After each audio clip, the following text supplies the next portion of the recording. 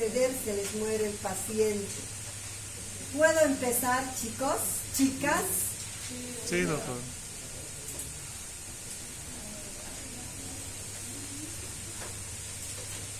Ya, entonces, fíjense, este tema vamos a hablar un poquito de introducción. Aquí podemos mencionar, por ejemplo, que ya les decía, las intoxicaciones son una verdadera emergencia médica, donde el diagnóstico no es simple, muchas veces es muy complicado. En los niños, la mayor parte de las intoxicaciones son de tipo accidental, porque no se intoxican porque quieren, sino porque por curiosos han probado algún tóxico. Muchas veces están en botellas de Coca-Cola o de algo y los niños inocentes toman. En cambio, los adolescentes, que es un grupo pediátrico, en general las intoxicaciones ya son de tipo voluntario, son intentos de suicidio. Por depresión. En los adolescentes, ¿ya?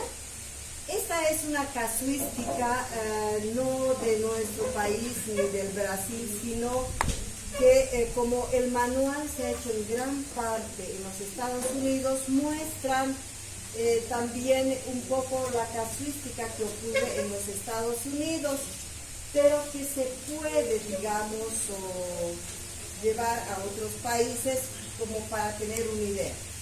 Ahí cada año se intoxican entre 5 a 10 millones de personas y de los cuales mueren entre 5.000 a 10.000. Y uno de cada 10 a 15 niños en cualquier hogar de la vida citadina o en el área rural también por los órganos fosforados se encuentra expuesto a un TOC. Si bien no son las otras lavandinas, etcétera, de las ciudades, pero en el área rural son los herbicidas, estos para fumigar a las plantas, etcétera, que son muy graves. ¿Cómo se intoxican? La mayoría por vía oral, un 88%, y menor porcentaje, con mucha diferencia, por inhalación. Se intoxican más preescolares, varones, en domicilio, en la noche, en días festivos y bajo el cuidado de los padres. Los fines de semana generalmente se asocia a que los padres descansan o están de fiesta, toman bebidas alcohólicas y los niños quedan al descuido. Sin embargo, hay casuística, chicos, donde de todo tipo de violencia y accidente ocurre generalmente bajo el cuidado de los padres. Por estas circunstancias, y son menos cuando están, digamos, en guarderías, en kinderes, en esas otras situaciones. El diagnóstico, es decir, la sospecha de intoxicación. ¿Cuándo debo pensar que podría tratarse de una intoxicación? Cuando el cuadro que yo estoy viendo no encaja en general a esto cotidiano que yo veo a diario. Cuando el diagnóstico es difícil, debo pensar que podría tratarse de una intoxicación. En este caso de las intoxicaciones, la anamnesis difícilmente vamos a hacerla al intoxicado, porque la mayoría de las veces los intoxicados están inconscientes, han sido encontrados por los policías, por los vecinos encerrados, ya muy mal. Por lo tanto, será difícil hacer al paciente la anamnesis. Entonces, hacemos al acompañante o a la persona que ha traído. ¿Y qué debemos saber? ¿Qué debemos investigar? La presencia de tóxicos en el hogar, si han encontrado en esa casa algún tóxico. El tiempo que transcurrió entre la ingestión y la consulta. Esto es vital, porque si vemos que el tiempo ha sido largo, más de 2 horas, tiene que ver con la conducta que hará el médico. ya no puedo hacer lavado, ya no puedo hacerle vomitar, porque ya está en el torrente sanguíneo los tóxicos. Y por otro lado, chicos, desde fármaco uno aprende que la mayor parte de los tóxicos y el alcohol se absorben muy rápidamente desde el estómago, ¿no es cierto? Rapidísimo, en cuestión de minutos. Por eso que si farrean terriblemente, sin haber consumido alimentos, en minutos ya están borrachos. Por otro lado, la vía de ingreso del tóxico es muy importante. El tipo de tóxico no es lo mismo. Un órgano fosforado o un clorado no es lo mismo. Cada uno tiene sus características y sus antídotos propios. La cantidad del tóxico, si es una miseria, tal vez no es muy dañino, pero fíjense que hay tóxicos que con así una cantidad mínima sí pueden intoxicarse. Y lo que es vital en la intoxicación, queridos, es esto, el examen físico.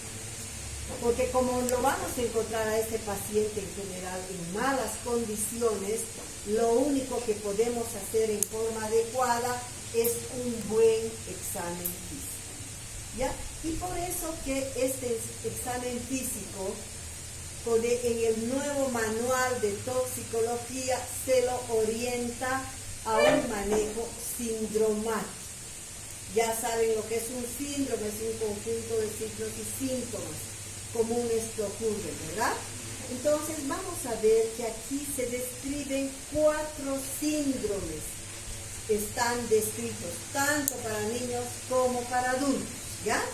Entonces, el primer síndrome es el anticolinérgico. Anticolinérgico, no se olviden. ¿Y qué sustancias produce este síndrome anticolinérgico? Los antihistamínicos, los antialérgicos, antidepresivos, antipsicóticos, la atropina, antiespasmódicos y el chamico. De todo este conjunto, queridos, ¿cuál será lo más común que se utiliza? Antihistamínicos.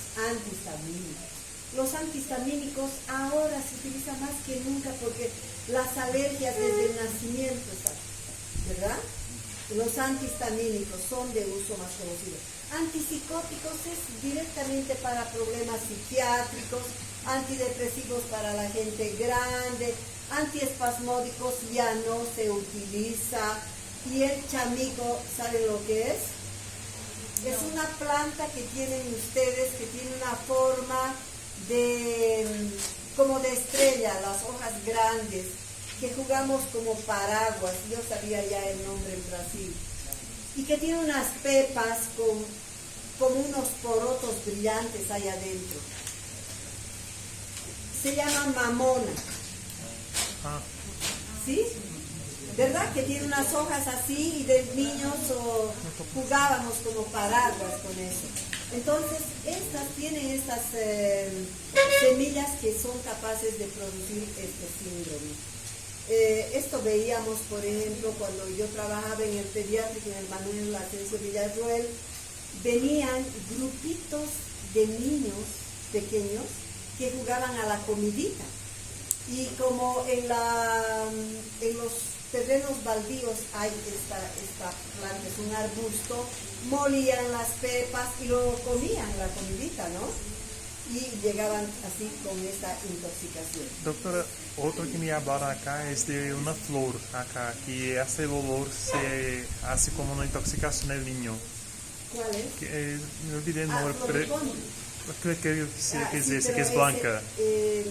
Es blanca, es rosada, sí. Pero esta probablemente entra dentro de los alucinógenos porque utilizan como droga sí. esa. Sí. Probablemente en los simpático-miméticos. ¿Ya?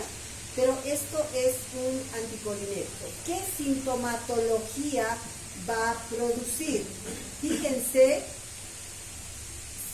si recordamos un poco de nuestros conocimientos, todos los órganos que están inervados por la acetilcolina, que son glándulas sudoríparas, lagrimales, todas estas internas producen una abundante secreción. Pero como esta es anticolinérgica, va a producir efectos contrarios.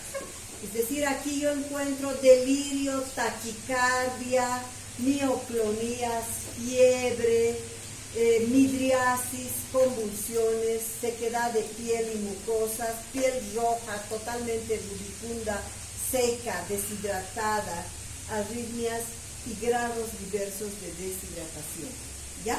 Entonces, lo típico de este síndrome anticolinérgico, o de la atropina, acuérdense de la atropina, es que me produce midriasis, ¿no?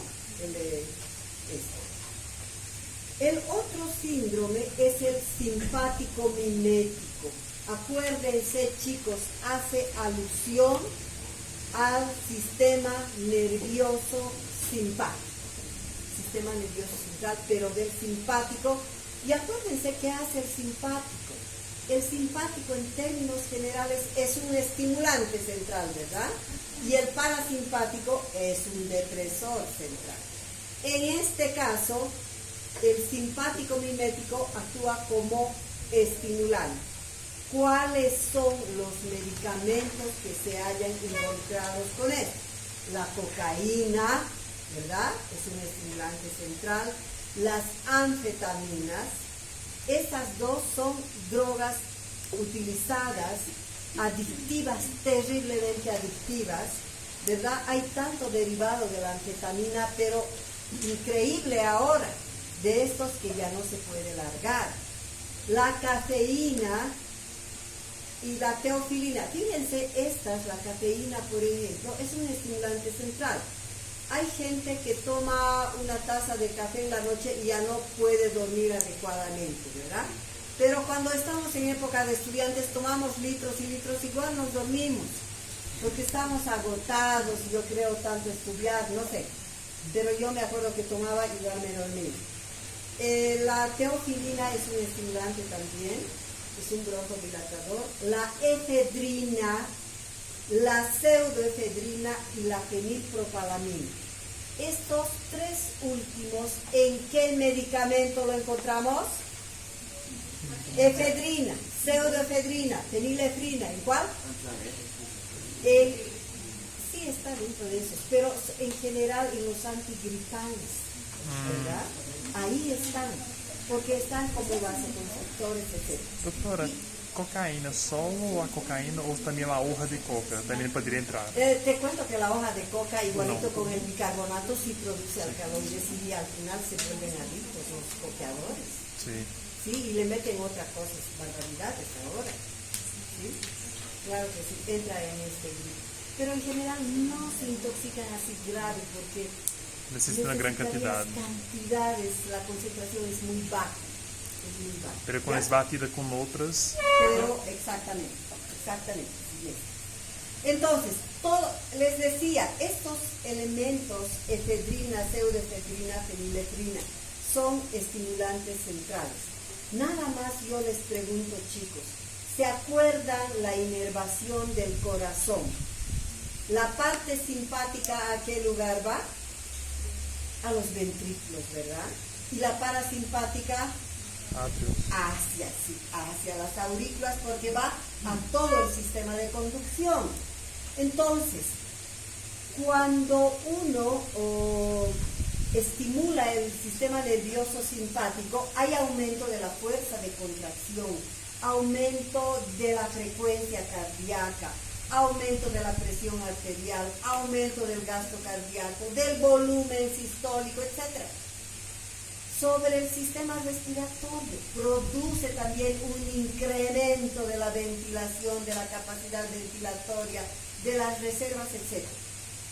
En resumen, pone en superioridad de condiciones. Por eso que cuando hay, digamos, estos campeonatos internacionales que hay de atletismo, de todo eso, de fútbol, de deporte, les hacen el antidoping. Y les buscan todos estos cocaínas, anfetaminas, todas las drogas, pero además buscan efedrina, pseudoefedrina. Y alguna vez han debido escuchar a ustedes que lo han sacado, ay, sí, yo estaba tomando mi antigripal y por eso me han sacado.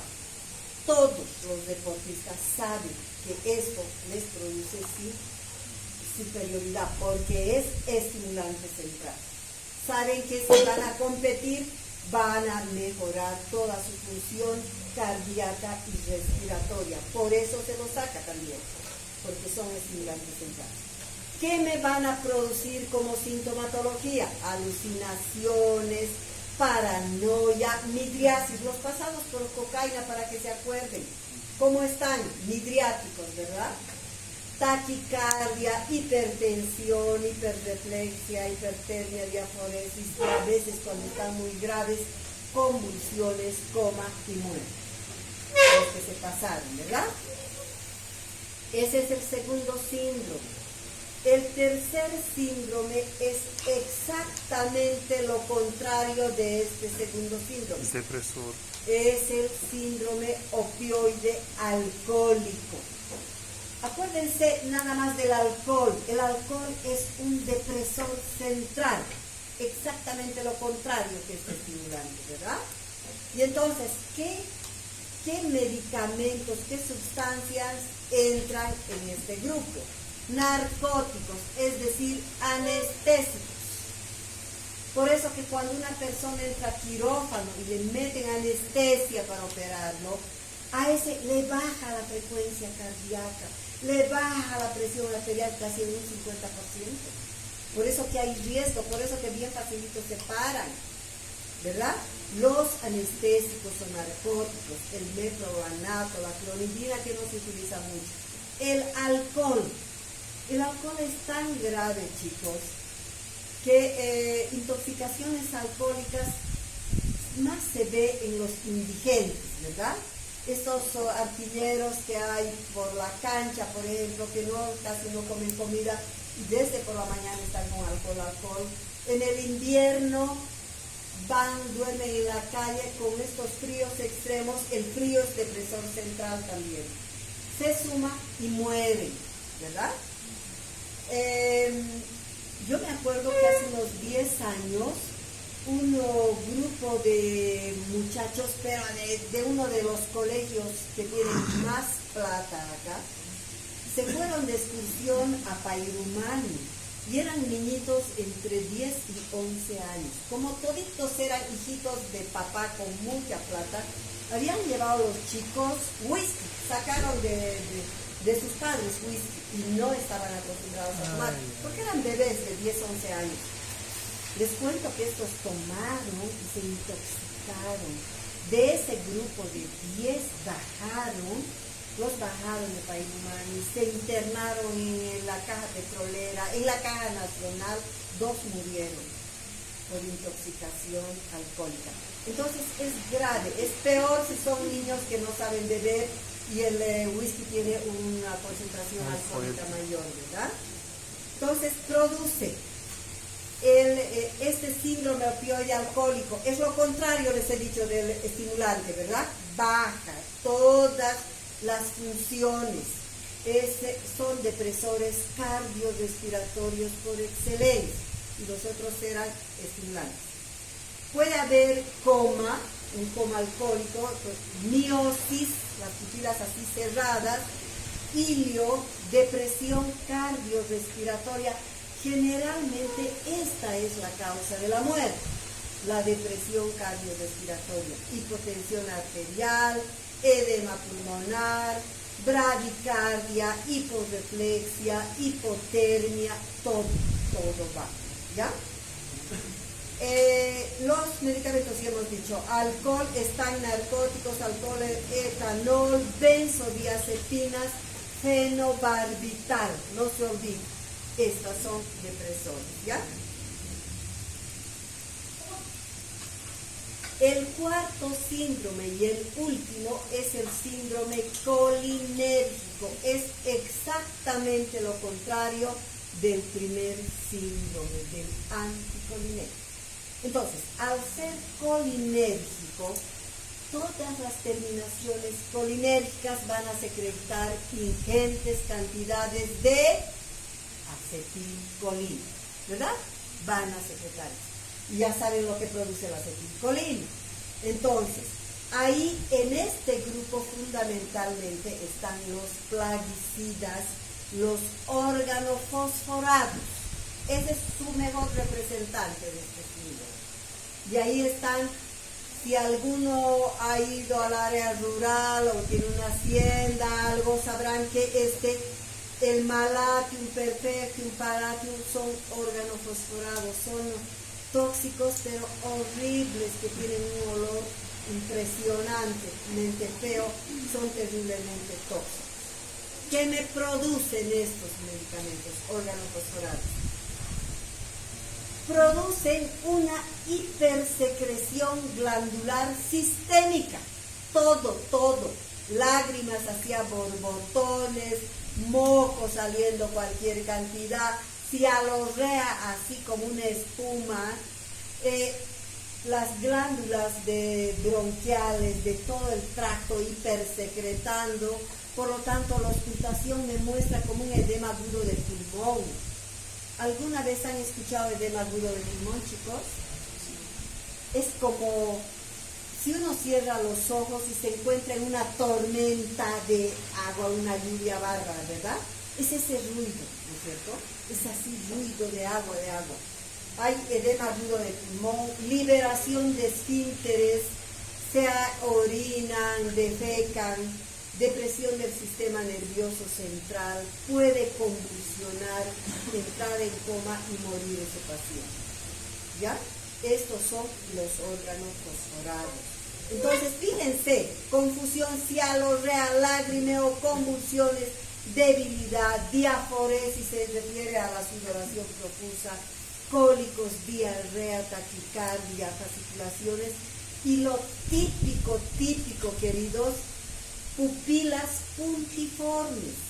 Así, eso es lo característico. Si yo encuentro un paciente con estas características y sus pupilas como la punta del alfiler cerradas, es órgano fosforado, es una intoxicación, ¿ya?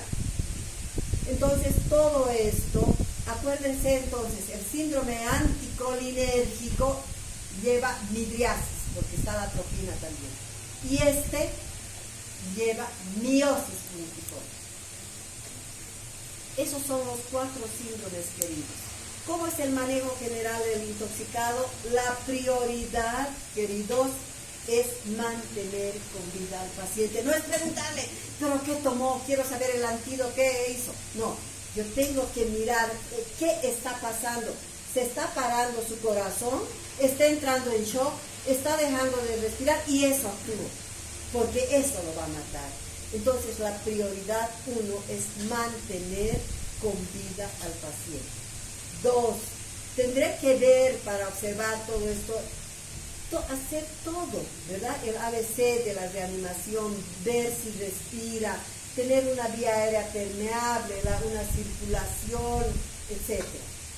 Si el paciente estuviera consciente, debo identificar el tóxico y hago la secuencia del tratamiento de la intoxicación. Es el ABC de la intoxicación. Así como hay de que se está muriendo, hay el ABC de la intoxicación. ¿En qué consiste esto, el ABC de la intoxicación? 1. Lo primero que hago es evitar la absorción del tóxico. Si es más de 2 horas, ya no hay nada que hacer, ya se absorbió. Y cuando hablo de absorción, chicos, se refiere a la penetración, al pasaje del tóxico a través del sistema circulatorio al sistema circulatorio sistémico, ¿verdad? Desde los estómago, intestinos a la circulación periférica. Entonces, ¿qué se hace? Provocar vómitos si el tiempo es breve. Si pasó pocos minutos o una hora, se debe intentar hacer vomitar. Y todos los libros de toxicología, todos mencionan al jarabe de ipecacuanha. ¿Alguna vez han escuchado? obviamente no conocen, ¿verdad? Yo tampoco nunca he visto, chicos, jamás, pero lean ustedes, está en toda la literatura. Me he enterado que es un jarabe que sacan de un árbol, de la corteza del árbol de la Amazonía. Uno de los muchachos brasileños que mostró la literatura, que es de ahí. Es un vomitivo por excelencia. Dan esto en casos de vómitos, pero si ustedes buscan no van a encontrar en ningún lado. Y yo he preguntado en San Simón, a los médicos, a todo el mundo, nadie conoce, pero está mencionado, ¿ya? Entonces por eso que se nos menciona. Está contraindicado los vómitos si hay compromiso del estado de conciencia porque se puede broncoaspirar. Si hay ingesta de cáusticos, saben ustedes que el cáustico quema el ingreso y si hago vomitar quema a la salida. Entonces, por doble partida, no se debe hacer eso. Los hidrocarburos alifáticos, porque me pueden producir broncoaspiración y si el tiempo es prolongado. Entonces, en estas situaciones no debo hacer vomitar al paciente. La otra cosa es el lavado gástrico. El lavado gástrico es un procedimiento, chicos, horrible, horrible. En primer lugar, la sonda creo que es de este grosor, no les miento, horrible. Si la sonda para hacer la endoscopía es tan delgadita y queremos morirnos, imagínense con un grosor y vienen con su balde y te meten, te sacan, es una barbaridad, es horrible. Entonces, este es un procedimiento de riesgo porque al ser tan gruesa la sonda, puede producir perforación y un pasaje de líquido hacia el intestino, que es terrible. Me acuerdo cuando hacía el internado, pero hace mucho tiempo es esto, ¿no? Había el portero de la emergencia, era el capo de hacer el lavado gástrico. Él hacía, no hacían los médicos ni los internos. Este era capísimo intoxicado y este ya venía con su balde, su manguera, él colocaba y él hacía el lavado gástrico. Él era el que desvolvulaba, era el capo. Entonces, una vez yo vi, por ejemplo, me impresionaba a mí esto, a una jovencita que se había tomado benzodiazepinas y ya había pasado no sé cuánto tiempo, no estaba justificado el lavado gástrico. Y le hicieron. Entonces yo fui al jefe de guardia y le dije, ¿por qué le indicaron que le haga si no está justificado? Y él me dijo, para que nunca más en su vida se atreva a tomar. Porque realmente debe ser la sensación más desagradable que pasa, ¿no? Pero está indicado esto también. La segunda situación es favorecer la absorción. Fíjense, esconde esto. Lo anterior era evitar que el tóxico se absorba y pase al torrente sanguíneo. Esto es absorción, quiere decir extraer el tóxico, sacar, ¿ya? Entonces, para esto, queridos, es el carbón activado o el carbón vegetal, el carbón de las parrilladas. Ese carbón, ¿ya? Este carbón tiene unas celdillas bien grandes donde el tóxico se mete ahí adentro y sale sacando al tóxico, ¿no? Es el absorbente por excelencia porque absorbe el tóxico y lo elimina junto con las heces. Esto del antídoto universal, ustedes ya no van a encontrar en los libros modernos porque piensan que todos los intoxicados están en la ciudad y están cerquita de un hospital, etc. Pero fíjense que esto, queridos, salvó la vida de N gentes. No les diré en la antigüedad, décadas atrás, porque no siempre había todo el auxilio que hay ahora. Y entonces, mientras se lleve, esto yo les digo, por ahí están ustedes lejísimos en el quinto infierno, en el área rural y tienen un hospital a varias horas de ir, no hay movilidad o lo que sea. Esto le puede salvar la vida. Y entonces, ¿en qué consiste este antídoto universal? 1 tiene carbón activado, ya les he dicho qué es. 2 tiene ácido tánico y 3 sulfato de magnesio. El carbón activado no siempre todos pueden tener, ¿verdad? Pero saben la mayoría qué se puede hacer si no tengo carbón de la parrilla. Hay que quemar panes. Todos tienen en su casa pan. Entonces se agarra el pan, 2, 3, 4 panes, ponen a la hornilla y lo queman hasta que quede carbón. Ese es carbón activado. Ya se convierte en carbón. Pero a pesar de la persona vomitar ese carbón también, ¿no? Podría, pero en general, si está muy mal, si alguno, pero no por ese alguno no vas a dar si no tienes otra alternativa. ¿Y se hace polvo de este carbón? Sí, tienes que moler. Tienes que moler el carbón, la parrilla o el pan también. Golpeas y lo deshaces. El ácido tánico, ¿saben lo que es, muchachitos? Igual, hay en la casa de todos. Todos tienen el té, que nosotros llamamos, me parece que ustedes llaman chá, ¿puede ser? Chá, ¿no es cierto? Ese té.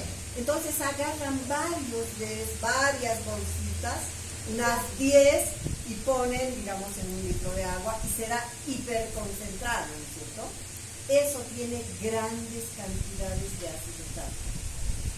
Y el sulfato de magnesio, fíjense que la receta es antigua, les he dicho, yo he conseguido de libros antiguos de medicina. Y este sulfato de magnesio tenían todos los abuelos, nuestros abuelos tenían sulfato de magnesio, porque ellos tenían la costumbre de hacerse limpieza de intestinos. Ahí era la costumbre, no se debe hacer eso, porque alteramos totalmente nuestra microbiota. Ya saben, se altera totalmente, no se hace. Pero antes sí se utilizaba. Entonces, este es como un laxante, es un laxante. Entonces tú le pones esto y con eso se facilita la salida de todo esto. ¿Se dan cuenta? Así actúa. Entonces, esta mezcla se da en forma continua, así tomando o por sonda nasogástrica y produce diálisis, es decir, que el veneno se mete a estas celdillas del carbón, el ácido tánico que ayuda mucho y esto que hace. Pero a veces podrán no tener el laxante ¿verdad? Con que tengan por lo menos el carbón más el ácido tánico ya ayuda muchísimo. Obviamente si estoy en la ciudad y ahí está el hospital, no hago nada de eso, lo llevo, ¿no es cierto? Ese rato. ¿Me entienden? Es para la emergencia cuando yo no tengo nada más que hacer, estoy muy lejos, ¿ya? Esto me produce diálisis enteral, me saca el tóxico. La tercera situación es facilitar la eliminación del tóxico, realizando actividades como lavar la piel y quitar la ropa, en caso de órganos fosforados, porque el órgano fosforado se absorbe y se elimina por la piel. Entonces se elimina y esa que se está eliminando vuelve a entrar. Entonces hay que limpiar, hay que bañar. Lavar la piel, quitar la ropa en caso de órganos fosforados, retirar al paciente de la fuente del tóxico, por ejemplo una intoxicación por monóxido de carbono, diuresis forzada. Quiere decir que le tengo que poner por la vía endovenosa grandes cantidades de líquidos parenterales y entonces le fuerzo al riñón a orinar, ¿no es cierto? ¿Saben ustedes que el riñón también está entre los órganos importantísimos para desintoxicar, ¿cierto? La quelación y uso de antioxidantes y recién queridos, en cuarto lugar está antagonizar el tóxico. Antagonizar, en cuarto lugar. Y ahí se los he juntado, porque está disperso esto, pero se los he juntado para que aprendan Dice, son pocos los tóxicos antagonistas y activos. Pocos. Por ejemplo, para la intoxicación por órganos fosforados se utiliza como antagonista la atropina, y agreguen aquí, chicos, más, se me acaba de ir ahorita, más, después me acordaré. Intoxicación de órganos fosforados, la atropina. Lo que se utiliza en realidad es la atropina, porque el otro medicamento es uno que actúa sobre la acetilcolinesterasa y es muy difícil de encontrar. Entonces, por eso que está como atropina, y esto que les menciono porque está ya en la otra parte, es nuevo. La intoxicación por benzodiazepinas es el flumazenil. La intoxicación por paracetamol, la N-acetilcisteína. ¿Saben lo que es la N-acetilcisteína? ¿Qué es? Yo, que es para el pulmón, pero... Sí, es un fluidificante de secreciones. Es el famoso fluimucil. ¿Ya? No es el ambroxol, es el fluimucil. Esa es la N-acetilcisteína. Es en polvo, queridos. Pero últimamente ha aparecido en inyectable precisamente para las intoxicaciones. Recién aparecido. La intoxicación por morfina es la naloxona, y la intoxicación salicílica el bicarbonato de sodio. Ahora vamos a ver las intoxicaciones más frecuentes. Los hipnóticos y barbitúricos, ya saben a qué síndrome pertenecen. Acabamos de ver. Opioide alcohólico, que son depresores centrales, no se olviden, hipnóticos y barbitúricos. El más utilizado es el fenobarbital como anticonvulsivante en pediatría. Es la droga de elección como anticonvulsivante en pediatría desde recién nacido. Por ejemplo, si presenta un sufrimiento fetal agudo y ha hecho una encefalopatía hipóxica isquémica, se utiliza el fenobarbital. ¿Ya? Actúa sobre el sistema nervioso central, produciendo depresión cardiorrespiratoria. Este es su efecto más importante, chicos. Depresión cardiorrespiratoria. Compromiso del estado de conciencia, como abrubilación, confusión, hiporreflexia, hipotermia, hipotensión, bradicardia. Acuérdense del borrachito que les he dicho de una intoxicación alcohólica, ¿ya? Shock, palidez, llenado capilar lento, porque pertenece al grupo del síndrome opioide alcohólico.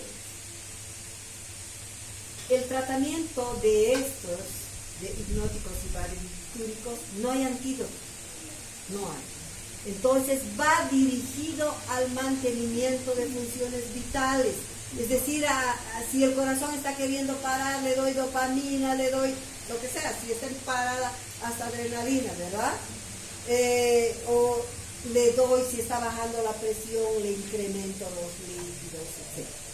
La intubación endotraqueal, dando una buena ventilación, calor local por la hipotermia, soluciones isotónicas porque se está choqueando, sustancias vasoactivas como la dopamina, diuresis alcalina forzada a doble requerimiento porque hacen acidosis para eliminar el tóxico con bicarbonato de sodio.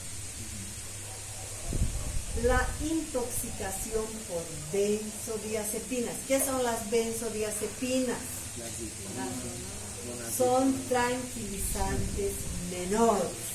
Los tranquilizantes mayores son los antipsicóticos, clorpromazina y todos esos, ¿verdad? Estos son los tranquilizantes menores, todo, lorazepam, merocepam, clonazepam, diazepam, todo eso. Usados ampliamente como sedantes a nivel mundial, por lo tanto al alcance de los niños, porque hay madres, no tanto aquí, pero las madres gringas europeas consumen mucho para dormir. Ansiolíticos, todos tienen sus psicoterapeutas, sus psiquiatras, ¿verdad? Todas las normales. Al alcance de niños y adolescentes es la primera causa de intoxicaciones en esos países. El efecto depresor del sistema nervioso central es poco importante, no es trascendental. Por eso cuando van intoxicados, jovencitas, señoras que se han tomado, no les tiran pelota a los médicos. Ya, déjenla dormir, dicen. Duermen 2 días y se levantan felices, no ha pasado nada, solamente han dormido 2 días. Pero lo han castigado al marido, digamos. ¿No es cierto?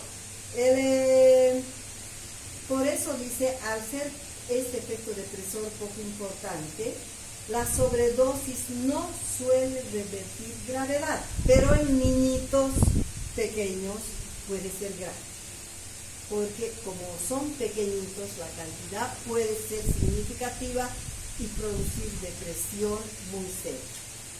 Entonces, para el diagnóstico, antecedentes de ingesta y el tratamiento, mantención de funciones vitales, y tiene su antídoto, y hemos visto el flumazenil, cada 60 minutos por la vía endovenosa. La intoxicación por paracetamol. Su otro nombre genérico, uno de paracetamol es paracetamol, ¿verdad? Pero en Estados Unidos generalmente manejan el nombre genérico de acetaminofén. ¿Ya? Es el famoso Tylenol de los gringos. Es la segunda causa de intoxicaciones, es un analgésico antipirético muy utilizado en pediatría porque es el más inocuo, porque para intoxicarse necesitan grandes cantidades. La absorción del paracetamol es rápida, en 50-60 minutos. Los adultos y adolescentes se intoxican con menos dosis, con 150 miligramos kilo-peso dosis. ¿Cuánto es la dosis en pediatría, chicos, del paracetamol? 10 a 15 kilo-peso dosis, ¿verdad? 15 para los que hay temperaturas de 40 grados y 10 para prevenir con esas temperaturas suaves.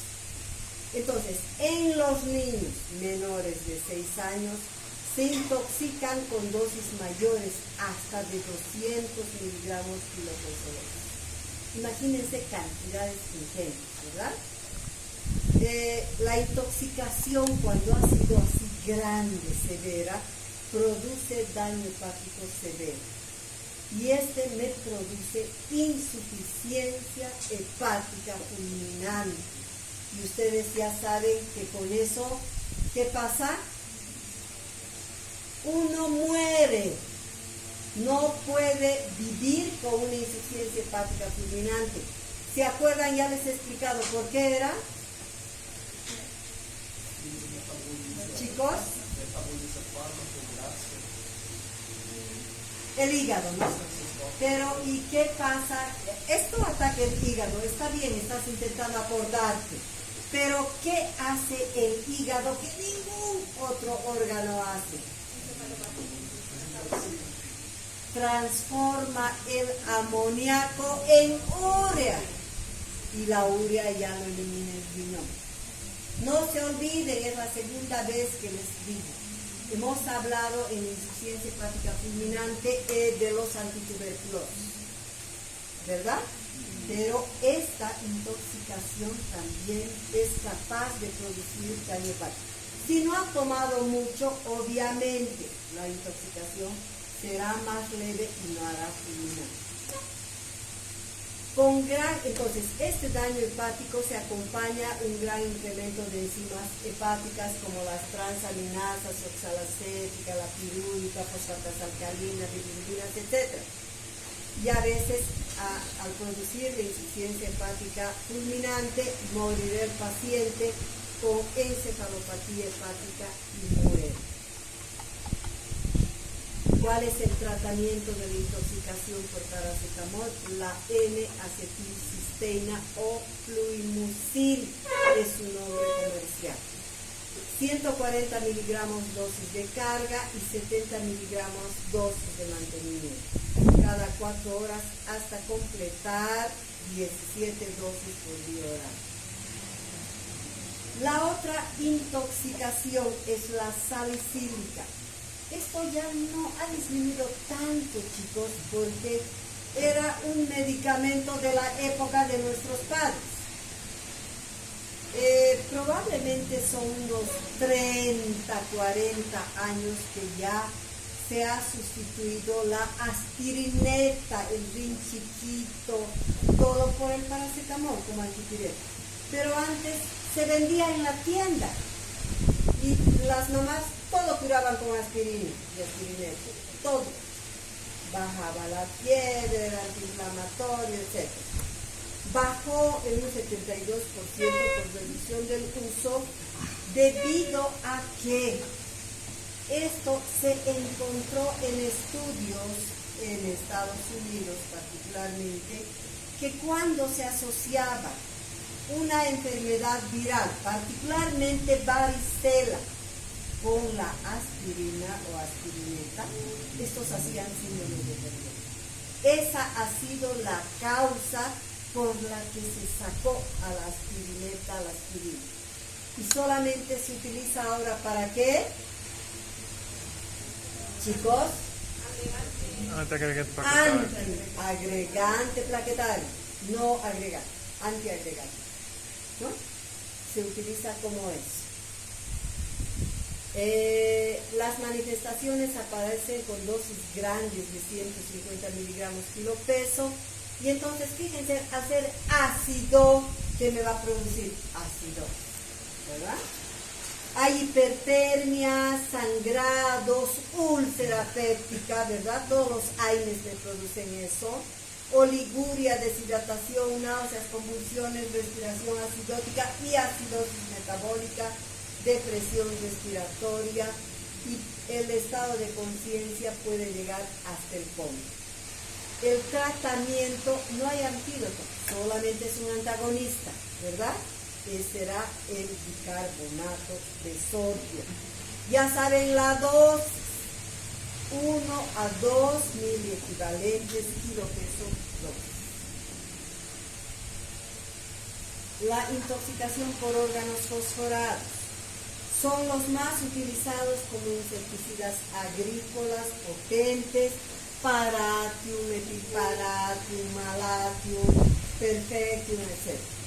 Actúan inactivando la acetilcolinesterasa de las terminaciones nerviosas, por lo tanto existe acumulación de acetilcolina. ¿Se acuerdan de esto, verdad? La terminación nerviosa, y aquí el receptor, y aquí hay un valle, ¿verdad? Y ahí se libera, cuando hay un estímulo nervioso, se libera la acetilcolina. Y esta, la acetilcolina, hace actuar al músculo, la contracción muscular. Pero si después de un rato aparece la acetilcolinesterasa que degrada la acetilcolina. Pero al estar esto, inactivada la acetilcolinesterasa, entonces hay una gran acumulación de acetilcolina.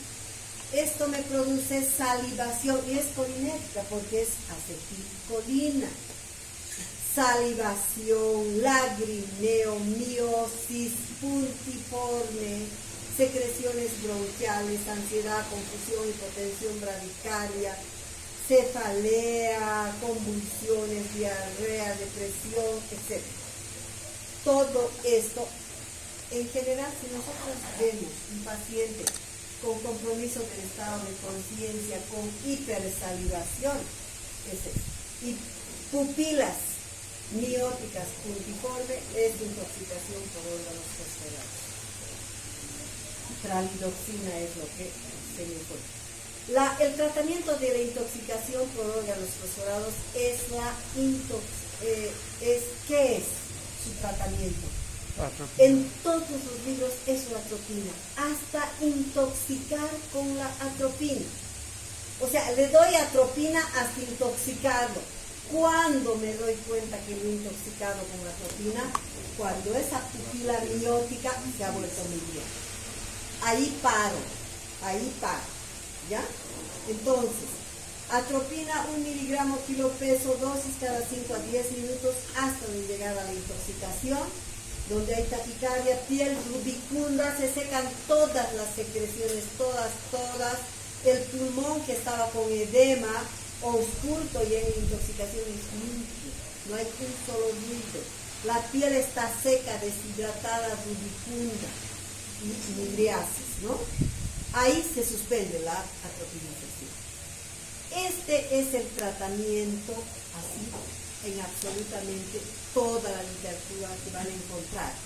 Pero últimamente se ha sintetizado este producto que es la pralidoxina, que este va a activar y reactivar a la acetilcolinesterasa. ¿Ya? No se lo encuentra fácilmente, pero siempre es bueno que sepan que es algo nuevo que sí se puede utilizar. Doctor, este tratamiento es rápido, como en 30 minutos ya está bien el paciente. Sí, no, la tropinización. Sí, es relativamente rápido, pero es que tú pones cada 5 a 10 minutos y entonces tú controlas, unos tardan un poquito más que otros, pero tienes que controlar todavía. Te das cuenta, bien facilito, porque es la intoxicación que más van a ver en el internado, chicos. Van a ver, se ve, o cuando vayan a hacer la provincia, etcétera, ahí la gente del campo en general se intoxica por estos fenómenos. La intoxicación por monóxido de carbono.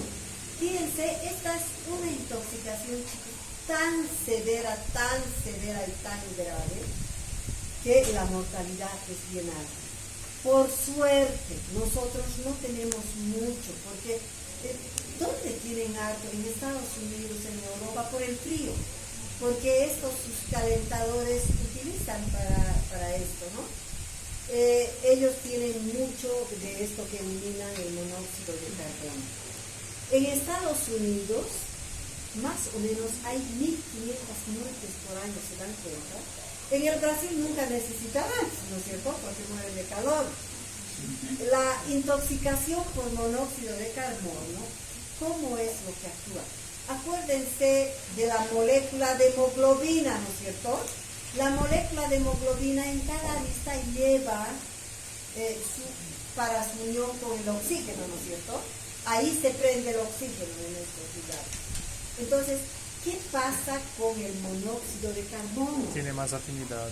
Exactamente. Cuando entra el monóxido de carbono, desplaza este lugar de unión del oxígeno en la molécula de hemoglobina y se mete el monóxido de carbono. Y si recuerdan ustedes, chicos, la unión de la molécula de hemoglobina con el oxígeno es laxa. Es así.